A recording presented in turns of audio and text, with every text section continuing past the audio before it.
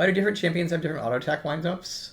How do you decide what it should be? I would say a competitive advantage, a legitimate competitive advantage that League of Legends has over many of its other MOBA competitors is that we put a lot into the feel of basic actions through sound, timings, animations.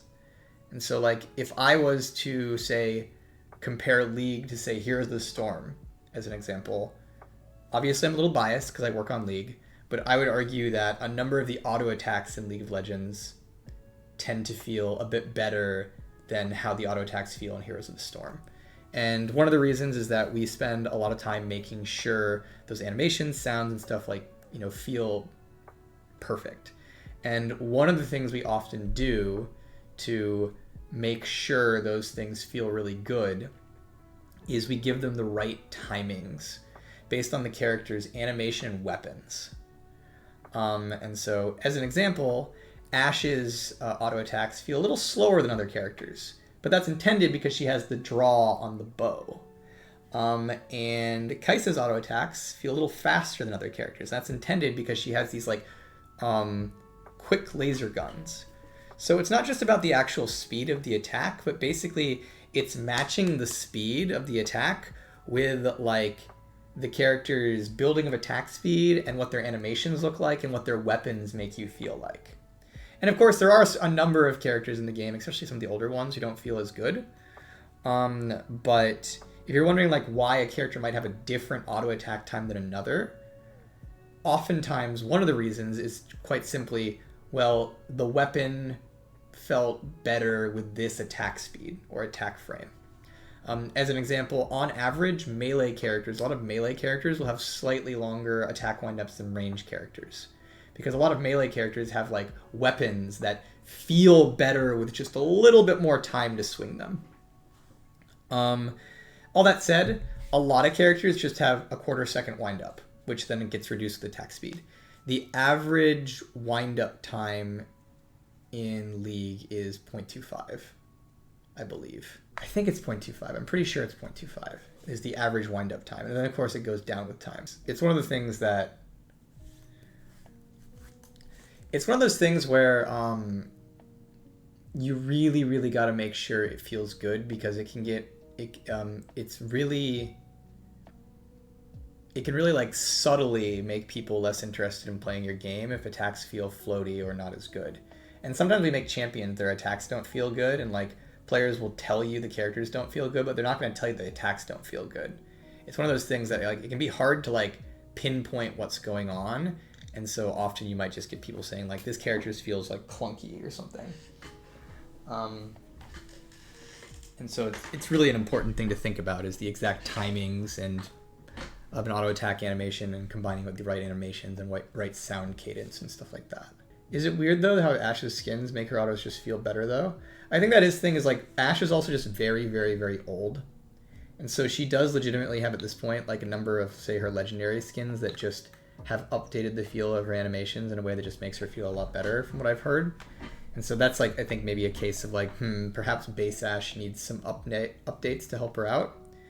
If her skins are making her feel better to attack with. Vayne's auto attack reset feels really good combined with her Q because it means that the second you come out of that tumble, your attack's ready to go hit someone, right? So it's just one of those things you can do to like make her like feel really snappy.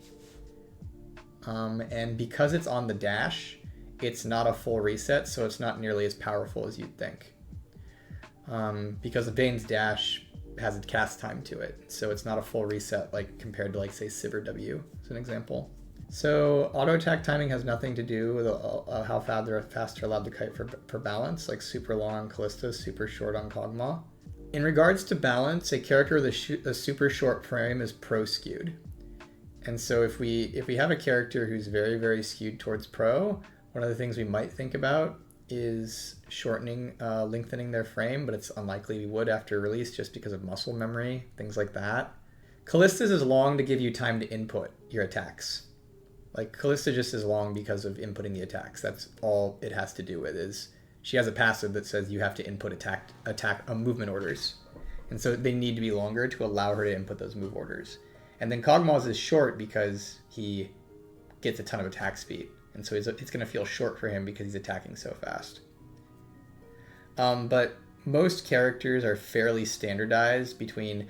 The vast majority of characters in League of Legends have attack frames between 0.2 and 0.3.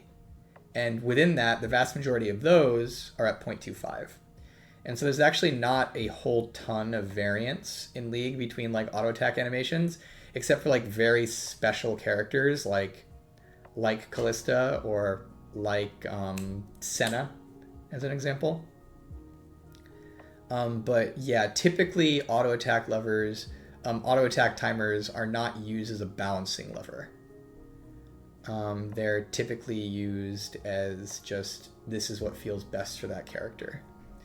There is a bit of balancing that goes on with some of the special characters though.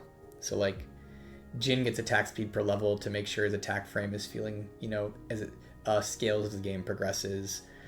Senna gets a frame improvement as the game goes along because she's not building a lot of attack speed and like her attack frame is like really, really slow. Kalista and Thresh specifically has like deliberately worse scaling auto attack frames so that he always feels like he's just like hitting you with a scythe, right? So there is some characters that it goes into like their tuning as the game progresses to some degree, but very often it's not like, oh, we're going to actively tune it, and it's more like this is just what the progression of the average character feels like, and we need these characters to like go along with that as well. Is there a reason why this season the items haven't been fun at all? The last season with Duskblade, Prowlers, or Gale Force, that was really fun to play. If you feel that items aren't fun, I think that's a totally reasonable criticism.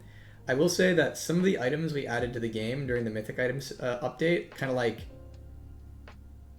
made the game about the item, if that makes sense. Whereas I think one of the things we've been focusing on in recent years is kind of like making the items better serve the champion kits. And so instead of being like, you're a champion if your champion abuses this item, it's more like, or this item pattern, it's more like, hey, what are the cool things that my characters, like these items will give my character's kit?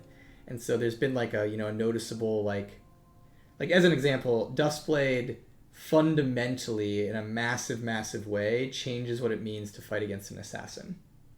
Because now every assassin has a stealth when they kill you, right? And that's a big deal, right? And so that's like a pattern creating item. Whereas like